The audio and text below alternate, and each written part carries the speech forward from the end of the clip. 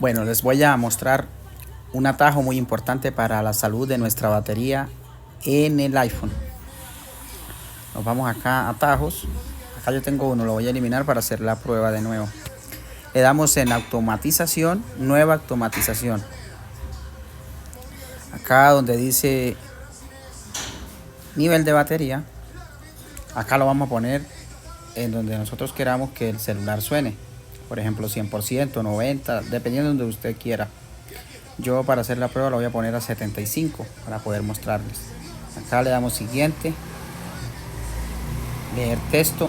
Acá cuando el celular esté cargado a ese porcentaje va a leer el texto.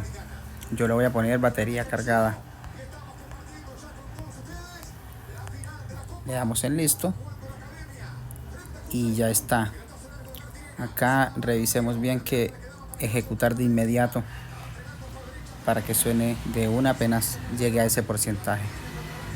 Vamos a ponerlo a cargar.